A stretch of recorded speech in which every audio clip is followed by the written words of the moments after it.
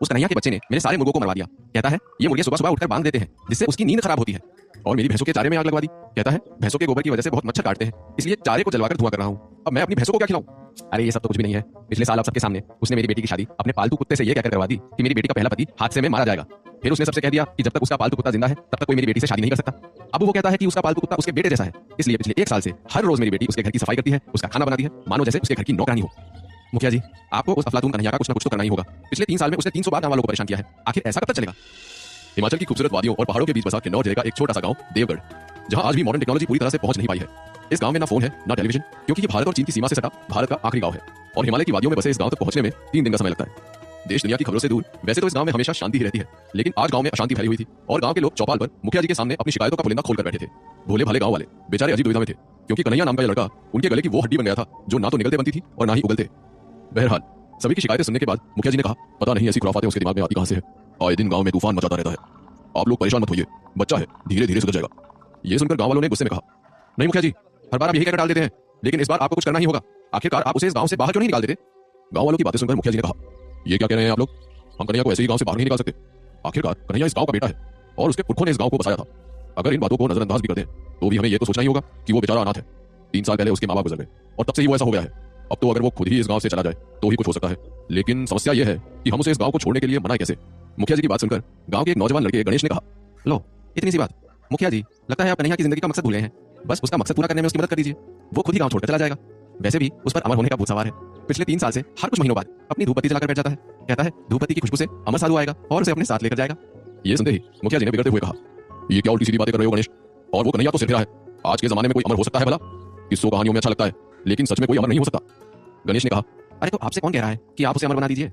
आपको तो सिर्फ उसे इस गांव को छोड़ने पर मजबूर करना है। वैसे मेरे पास एक योजना है, बस आपको इसमें मेरा साथ देना होगा। इतना कहकर गणेश ने गांव वालों को एक ऐसी योजना बताई जिसे सुनकर गांव वालों की आंखों में चमक आ गई, लेकिन मुखिया जी की आंखों में उदासी नजर आने लगी। अगले दिन सुबह के लगभग 7 बजे गांव के लोग 18-19 साल के एक लड़के को विदा करने के लिए गांव के बाहर इकट्ठा हुए।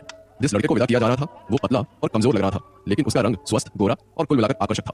और उसने एक साधारण हरे रंग का पहाड़ी लबादा पहना था, जिसे जाहिर तौर पर इतनी बार धोया जा चुका था कि वो लगभग घिस चुका था। लेकिन फिर भी उसके कपड़े पहनने के तरीके, चाल ढाल और उसकी आंखों की मासूमियत के कारण वो असाधारण रूप से तेज तर्रार लग रहा था। इस लड़के का नाम था कन्हैया कश्यप। गांव की सीमा पर खड़े कन्हैया ने पलटकर गांव वालों से कहा, गांव के सभी बुजुर्गों और मेरे दोस्तों, पिछले 3 सालों में मैंने इस गांव के लिए इतना कुछ किया है कि अब मुझे ये गांव छोड़ने का मन ही नहीं कर रहा है।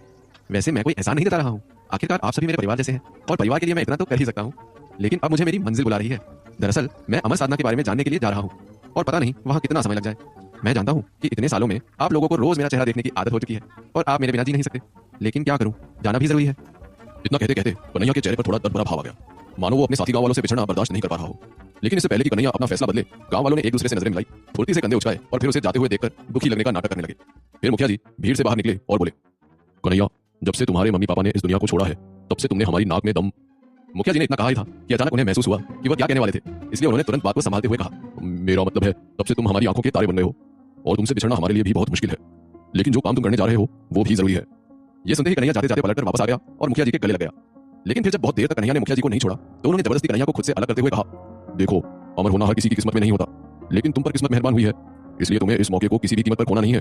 खैर, अब तुम्हारे जाने का समय हो गया है, जल्दी से जाओ, नहीं तो देर हो जाएगी। ये सुनकर मुखिया जी के पीछे पीछे किसी और ने भी कहा, हाँ हाँ बिल्कुल सही बात है, याद रखना कन्हैया, एक बार इस गांव को छोड़ने के बाद तुम्हें कभी यहाँ वापस नहीं आना है, क्योंकि तुम्हारा रास्ता हमेशा आगे की ओर ही रहेगा, पीछे नहीं। ये सुनकर कन्हैया की आंखों में दृढ़ संकल्प की झलक नजर आने लगी। फिर उसने मुखिया जी और अन्य गांव वालों की तरफ देखकर गंभीरता से अपना सिर हिलाया और गांव से दूर चला गया। जैसे जैसे वो दूर जाता गया, गांव वाले उत्साहित दिखने लगे और उनके निराशा भरे भाव खुशी में बदल गए। वहीं मुखिया जी की आंखों से आंसू बहने लगे और उन्होंने नम आंखों से मन ही मन कहा, मुझे माफ करना कन्हैया की अम्मा, मैंने तुम्हें दिया वादा तोड़ दिया, लेकिन इस गांव की भलाई के लिए मुझे ये करना ही पड़ा। बहरहाल गांव वाले कन्हैया के जाने से इतने खुश हुए कि पूरा गांव खुशी के नारों से गूंजने लगा। कुछ लोगों ने घंटे घड़ियाल और ढोल भी निकाल लिए और उत्साहपूर्वक उन्हें पीटना शुरू कर दिया। साथ ही सबने कहना शुरू कर दिया, आखिरकार हमारे अच्छे दिन आ ही गए। कन्हैया अभी भी गांव के काफी करीब था और वास्तव में घंटियों और ड्रमों की आवाज सुन सकता था, लेकिन कन्हैया रुका नहीं। उसने अपना गला साफ किया और अपनी राह पर आगे बढ़ गया। खुशी की धीमी आवाज के साथ वो हिमालय के मणिरंग पर्वत की ओर बढ़ने लगा। हालांकि मणिरंग पर्वत बहुत ऊंचा पर्वत नहीं था, लेकिन यह घने जंगलों से भरा था, इसलिए इसके बावजूद की सुबह हो चुकी थी, पेड़ों के नीचे अंधेरा और शांति थी। जंगल से गुजरते हुए कन्हैया ने खुद से ही कहा, गणेश ने मुझे बताया था कि कल शाम को जब वह लकड़ियां लेने इस जंगल में आया था तब उसने मणिरंग पर्वत पर एक अमर साधु को देखा था, जो उससे मेरा पता पूछ रहा था। हो ना हो या वही अमर साधु है जिनके बारे में मम्मी ने मुझे बताया था, लेकिन उसे गणेश से मेरे बारे में पूछने की क्या जरूरत थी? यहाँ तक तो आ ही गया था, थोड़ा और नीचे आकर देख लेता तो क्या उसकी चप्पल गिर जाती? आलसी कहीं का, जबरदस्ती मुझसे पहाड़ चढ़ने की मेहनत करवा रहा है। कन्हैया ने इतना कहा ही था कि अचानक उसे पास की झाड़ियों से सरसराहट की आवाज सुनाई दी, जिसकी वजह से कन्हैया घबरा गया और उसने कांपती हुई आवाज में पूछा, कौन है वहाँ? इतना कहकर उसने तुरंत अपने बैग में से 4 कुल्हाड़ियां और 6 छुरियां निकाली, लेकिन इससे उसे ज्यादा सुरक्षित महसूस नहीं हुआ, इसलिए उसने अपने पहाड़ी लबादे के भीतर से एक काली धूप बत्ती भी निकाली। फिर वो कांपते हुए चिल्लाया, बाहर आने के बारे में सोचो भी मत, मेरे पास कुल्हाड़ियां और छुरियां हैं, और ये जो काली धूप बत्ती है वो स्वर्ग से बिजलियां बुला सकती है।